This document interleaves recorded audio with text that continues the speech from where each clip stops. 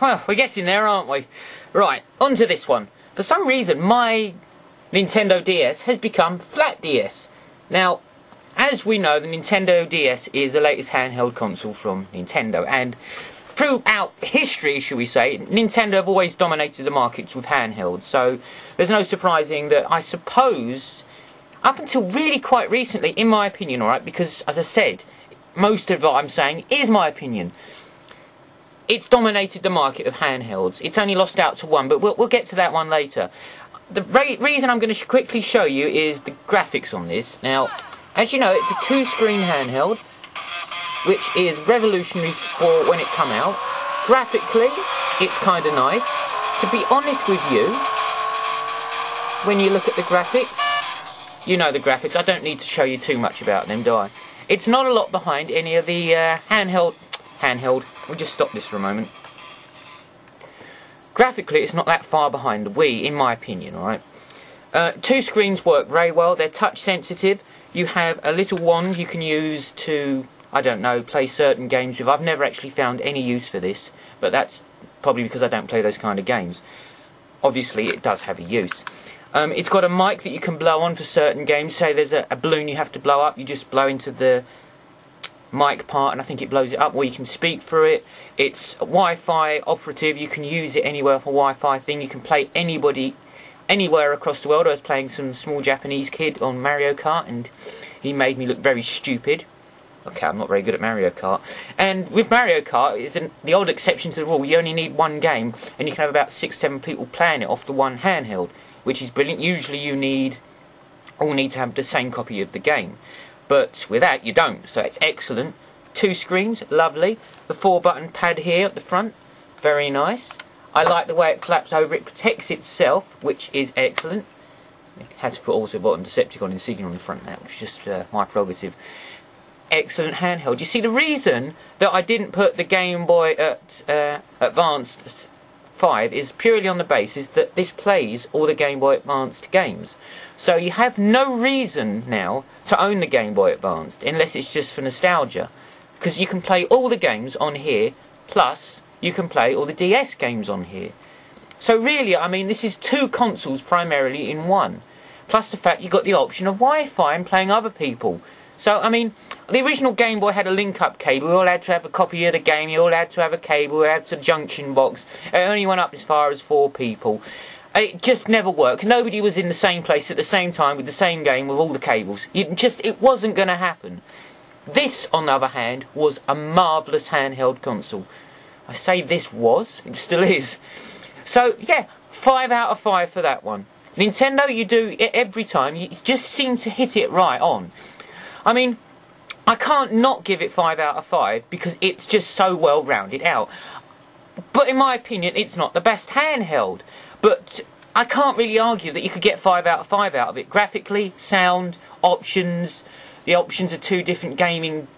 You know, you got the cartridge and you got the DS cartridge. It's faultless, really. So, yeah, I mean, but in all fairness, you probably know that, don't you? So, if I'm preaching to the converted, I'm terribly sorry, but it was fun doing it anyway. Now, I'm going to show you a really rare console before I go on to the last one, which, in my opinion, is my favourite handheld console. So, I'm going to show you a really, really odd one. Just give me 1 sec.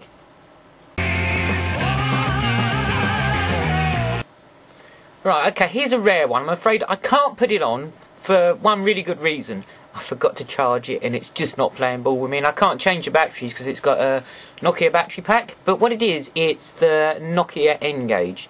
Now, you can get Sonic on this if it's the right way round. I suppose it looks more effective. What I will say about this handheld little console is it's a good idea. I mean, most mobile phones will play games now anyway. You know, you can download most stuff on them. I mean, they've come a long way, mobile phones. But this little guy was relatively revolutionary when he came out, in the sense that you could actually purchase the games on a cartridge like a handheld. Now, you could use this as a mobile phone. Now, comparatively speaking, if I get my mobile, see, it's quite a good idea. I mean, it's not that much larger, but in all fairness, you can't really use this as a phone. It's a little bit cumbersome. You'd worry about scratching the screen all the time.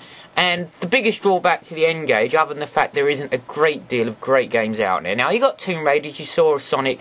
I mean, it's not bad. There's some good games out there. But you can't use the keypad. It's impossible because you have to use a phone pad. I mean, you've got a directional one here, so fine, you got that. They make you halfway with that. But it just doesn't work. You can't get your fingers around on the keypad properly in time. And they're so close together, you end up pressing 2 at the same time. Now, obviously, because it's designed for a phone, so you've got a numeric keypad. But it doesn't work with games. The Jaguar tried having it. It doesn't work. It's just a waste of time. It's a nice idea, but it's not practical by any stretch of the imagination. So you're only getting 2 out of 5, I'm afraid. Now, you may think that's a bit harsh. Well, I'm sorry. If you're really that interested in seeing what it's like, you'll have to go and get it yourself. All I can say, graphically, it's probably up there with the Mega Drive. I may be clutching at straws with that, but well, all I can do is I know that Sonic on it looks as good as Sonic does on the Mega Drive. And that's as far as I'll go with that. It's just the screen is not bad, but a bit small. But that's what you have to have with a handheld. As I said, 2 out of 5 for that one. Now we're going for the last one, alright? Right, and I think there's no prizes, and you probably know what I'm going to do with this one, because there's been one missing from all these handhelds, isn't there, that you saw at the beginning, so let's just crack on with that one. Oh dear. Right, on to the last one out of all the handhelds. Now, it's the PSP. I haven't got the slim, small, new variation of it, I've only got the old one. But in all fairness, there's nothing wrong with the old one. I actually prefer it. Now, let me just show you what you can do with it. Now, that, as you can probably tell, is playing a very familiar film, which you probably all get, don't you? Yes? Not bad. I'm thinking it's Transformers, the movie. Turned it off by accident, sorry about that. This console is what I think everybody's always been waiting for. It's Wi-Fi. Excellent. Play anybody you want on the games. Good one. You can play films. Now, you get these little films like this. There's quite a good catalogue of films. They still make them. And obviously, they're little mini CDs. It's the first handheld console to use tiny little mini disc CDs, as far as I know. Now, if there's something else that does it, I don't know about it. So that's why I said it's the only one that does it, alright? And obviously, you get games. Now, it's 16-bit as far as I know graphically, because all the games I've seen on it are relatively good reproductions of PlayStation 2. It might be more or less. It's just depending on the size of the screen. Now, this thing you can use for multiple purposes. It's an MP3 player, it's a mini DVD player, as you've just seen. It plays games, you can record screensavers on it, you can download things off the internet, pictures, you can use it on text, you can surf the web on it. I mean, you can do it on the DS, but it's not very functional and not very user-friendly. This is miles better. It has an analog stick as well as your 4-way directional control. In my opinion, it's the best handheld, and I don't owe Sony anything to say that, because Sony don't make my favourite console. My favourite console's a 360. I've got the PlayStation 3, and to be honest with you, I'm not very impressed by it. Compared to the 360, I think it's lacking in a few ways, but that's opinion yet again, mine. But if I could give this 6 out of 5 or 10 out of 5, I would. It's my favourite handheld console, and it's not because it's just the most up-to-date one, it's because I think it's the best one. It ticks all the boxes, and I think it's spot on. And most of you out there have probably got one, and if not, me probably rambling on about how much I like it won't necessarily make you buy it, because they're not the cheapest one, but I think they're the most versatile. And I can't wait to see where we're going to go with handhelds from now on. So, I've given you a fair rundown of handhelds. Well, that's all I've got. So those are my experiences with handhelds. And if it's been any help, or you've seen stuff you remember from the past, I hope you've enjoyed it anyway. Right, so that's me, that's Starscream, signing off, saying take care, and see you lot out there.